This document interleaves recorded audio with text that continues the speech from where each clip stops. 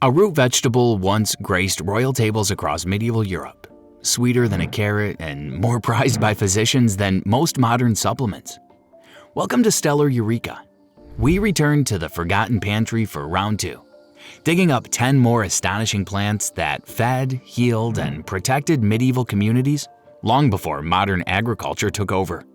One flower on this list was reportedly tucked into a knight's wine cup the night before battle, believed to steady his nerve. These plants built the medieval world from the ground up, and most of them are still hiding in plain sight today. Number 1. Alexander's, Smyrnium olusatrum.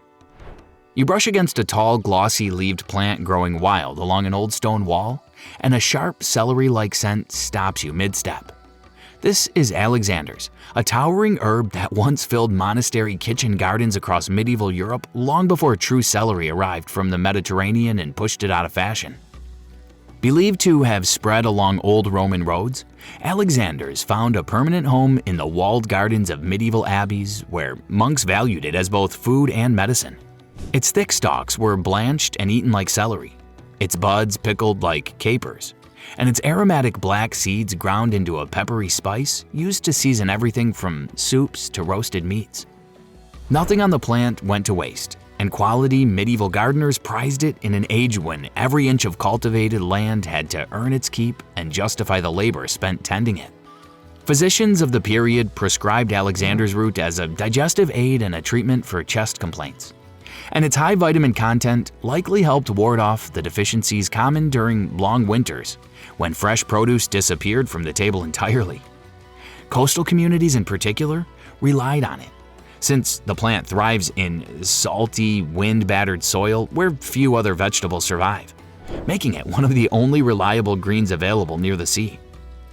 Today, foragers along Britain's coastlines still gather Alexander's each spring, often without realizing they're harvesting a vegetable older than the word celery itself, one that survived not through cultivation, but through sheer persistence along windswept paths.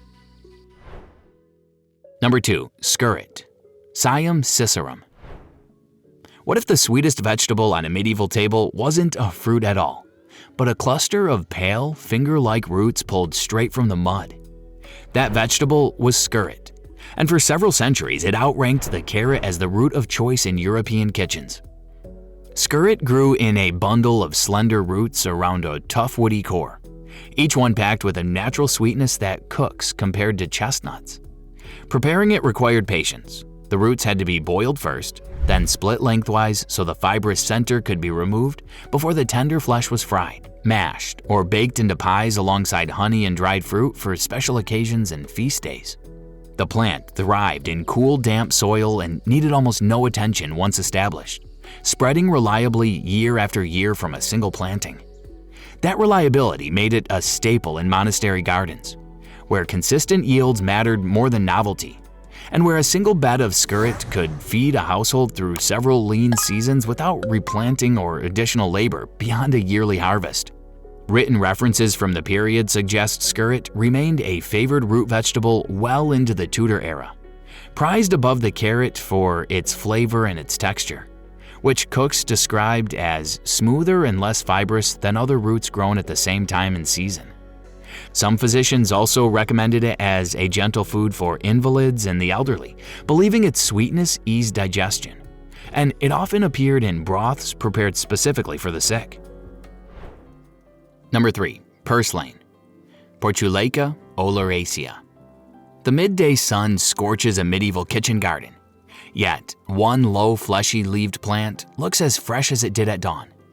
This is the purslane, a sprawling ground cover that thrived where thirstier crops withered and failed under the same relentless heat. Purslane's secret lies in a survival trick most gardeners never notice.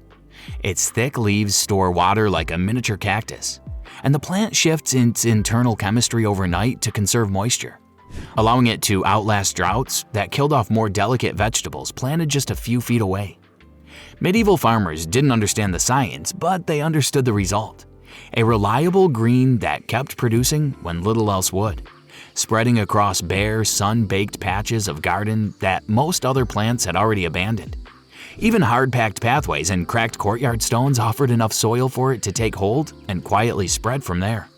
Cooks tossed Purslane's tangy, slightly lemony leaves into salads and stews, and herbalists prescribed it for fevers, digestive complaints, and inflamed skin, often crushing the leaves into a cooling paste for burns and insect bites suffered during long days of fieldwork.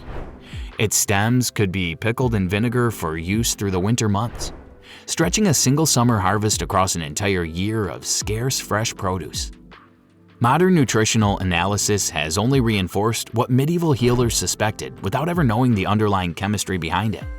Purslane contains higher levels of omega-3 fatty acids than nearly any other leafy vegetable. A fact no one in the medieval ages could have measured, but many clearly sensed through generations of quiet observation and repeated use. Number 4. Sweet woodruff, Galium odoratum. Step into a shaded monastery courtyard in May and the air itself seems to carry the faint scent of fresh hay and vanilla. That fragrance belongs to sweet woodruff, a low star-leaved herb that carpeted the shadowy corners where sun-loving plants refuse to grow. Fresh woodruff carries almost no scent at all. Only as the leaves dry or wilt does a compound called coumarin activate, releasing the sweet hay-like aroma that made the plant so treasured. A delayed transformation that must have felt almost magical to anyone who first noticed it centuries before the underlying chemistry had a name. Monks gathered it each spring and steeped it in wine to create a fragrant tonic tied to seasonal celebrations, a tradition still echoed today in German custom of May wine, served each year to mark the arrival of warm weather. Beyond its aroma, woodruff served practical purposes in the medieval household. Bundles were tucked into linen chests and mattresses, where the dried herb's fresh scent masked mustiness and reportedly discouraged moths and other pests from settling into stored fabric over long winters. Herbalists also brewed it into mild remedies for headaches and sleeplessness, though its coumarin content meant it was used sparingly rather than in large doses. A caution medieval healers seemed to understand instinctively, even without knowing why. Church floors were sometimes strewn with dried woodruff during festivals, releasing its fragrance underfoot with every step, turning an entire room into something closer to a garden. Some herbalists today still recommend the dried leaves in small linen sachets, a direct echo of the exact same trick medieval households relied on centuries ago. Number 5. Elder, Sambucus nigra. Which tree did medieval villagers refuse to burn for firewood, even during the harshest winter, out of fear of the spirit believed to live inside it? That tree was elder, a modest hedgerow shrub wrapped in more folklore than almost any other plant in medieval Europe. Superstition aside, elder earned its protected status through genuine usefulness. Its clusters of small white flowers were gathered each early summer and brewed into cordials and syrups used to break fevers and calm coughs during outbreaks of seasonal illness. A remedy passed from household to household with almost no variation across regions. Come autumn, the tree's dark purple berries were harvested by the basketful for jams, wines, and medicinal syrups meant to last through the coming winter. Often stored in the same cool cellars used to keep root vegetables from spoiling through the darkest months of the year. Handling elderberries required care. Eaten raw, both the berries and other parts of the plant carry mild toxins that can cause nausea.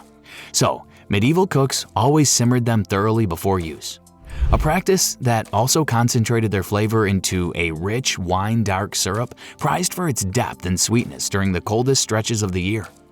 Village healers relied on nearly every part of the tree, from flower to bark to berry, treating it as something close to a walking medicine cabinet planted along the hedgerow, ready whenever illness moved through a household.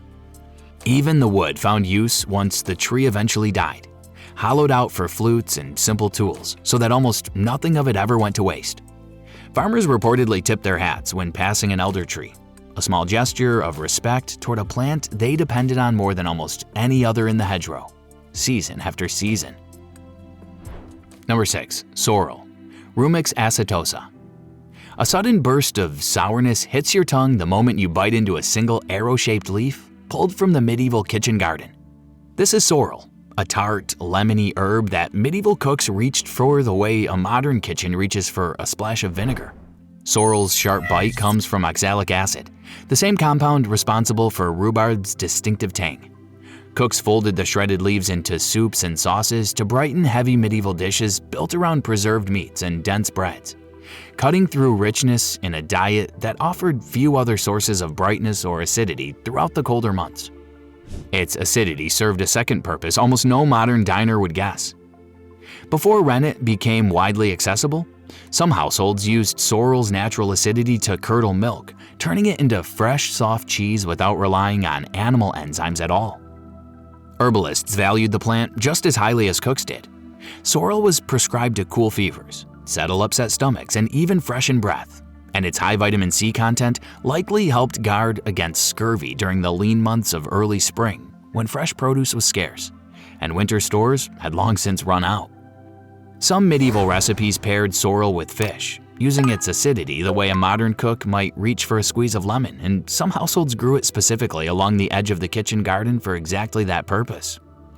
Wild sorrel still grows along hedgerows and untended fields across much of Europe and North America, overlooked by almost everyone who passes it.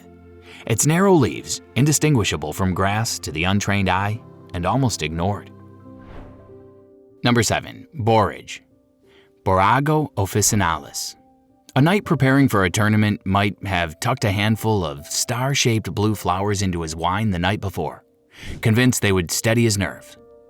That flower was borage, an herb so closely tied to courage that its very name is thought to echo the old word for it. Borage grew easily in medieval kitchen gardens, its bristly stems and brilliant blue star-shaped flowers standing out against the greenery around them like scattered fragments of sky fallen to earth. The flowers carried a faint cucumber-like flavor and were scattered fresh over salads, frozen into ice for festive drinks, or candied whole as decorative sweets for noble feasts, where their striking color made them as much decoration as food.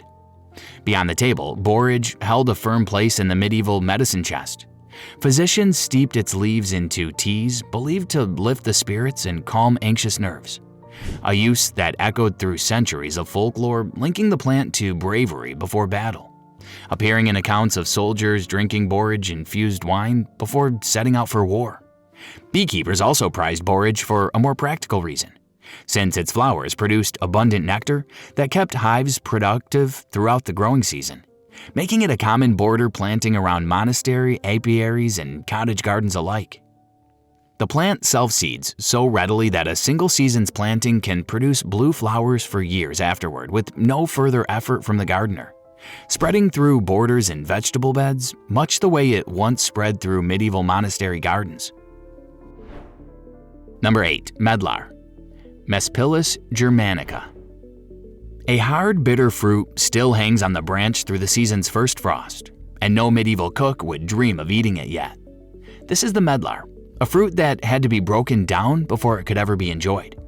Medlars are picked hard and sour in late autumn, then stored in a cool, dark place for several weeks in a process called bledding, essentially a controlled, deliberate rotting that softens the flesh from the inside out over time. Only after the flesh softens into a brown, custard-like pulp does the fruit become edible, its flavor shifting into something closer to spiced apple butter or a rich stewed date, a transformation that must have puzzled anyone who first tried the fruit straight off the tree. Medieval orchards prized the medlar precisely because it filled a gap other fruits couldn't. It ripened, in its strange way, after most autumn harvests were finished, offering fresh flavor deep into winter when stored apples and pears had already turned soft and mealy from months in the cellar. Physicians of the period also credited the fruit with settling upset stomachs, likely thanks to its high pectin content, and recommended it for travelers prone to digestive upset on long journeys between towns. Medlar trees were sometimes planted near monastery infirmaries, specifically so the fruit would be close at hand when the bledding process finished each winter, offering a reliable dose of vitamins at the exact point when almost no other fresh fruit remained. Number 9. Rock Samphire. Crythmum meridimum. Salt spray stings your face as you climb down a coastal cliff toward a cluster of fleshy green fronds clinging stubbornly to bare rock. This is rock samphire, a coastal plant so difficult to reach that harvesting it once counted as genuinely dangerous work. Rock samphire grows almost exclusively on windswept sea cliffs, wedging its roots into narrow crevices where salt spray would kill most other plants outright. Medieval harvesters were sometimes lowered down cliff faces on ropes to gather it, a practice dangerous enough that it later found its way into literary references to reckless cliffside labor, immortalized in descriptions of gatherers dangling far above crashing waves for the sake of a single basketful of fronds. The reward was worth the risk. Rock samphire's crisp, faintly citrus and peppery fronds were pickled in vinegar and salt, producing a tangy preserve that could last for months without spoiling. A valuable trait in an age before refrigeration made preservation simple and reliable. Sailors setting off on long medieval sea voyages carried barrels of pickled samphire as a defense against scurvy, unknowingly relying on its high vitamin C content long before the disease's cause was understood by medicine. Coastal villages sometimes treated their local samphire patches as a shared resource, with informal rules governing who could harvest and when, since the plant's slow growth meant overharvesting could wipe out an entire stretch of cliff for years. Some of those unwritten harvesting customs reportedly persisted along parts of the English coastline well into more recent centuries. Number 10. Dog rose. Rosa canina. Winter strips the hedgerow bare, yet clusters of bright red fruit still cling to its thorniest branches. These are rosehips, the fruit of the wild dog rose, and medieval villages depended on them to survive the very season that stripped every other plant clean. Dog rose bushes grew wild across hedgerows and forest edges throughout medieval Europe, their pale pink flowers fading by midsummer into small tart red hips that ripened just as the last fresh fruit of autumn disappeared from the orchard. Harvesters gathered the hips after the first frost, when cold temperatures softened their tough skin and sweetened their sharp flavor. Timing the harvest carefully, since hips picked too early stayed bitter and hard to work with in the kitchen. Households dried rosehips by the basketful and simmered them into syrups, teas, and preserves that carried families through winter months with no other source of fresh fruit, often mixing the syrup into porridge to make it more palatable for children who otherwise resisted anything overtly medicinal. The payoff was substantial. Rosehips contain roughly 20 times more vitamin C by weight than an orange, a fact no medieval healer could have measured, but one that likely prevented untold cases of scurvy through generation after generation of hard winters spent far from any fresh produce. Even the plant's thorns served a purpose, forming dense, impenetrable hedges that medieval farmers relied on to keep livestock contained without a single cut stone or nail.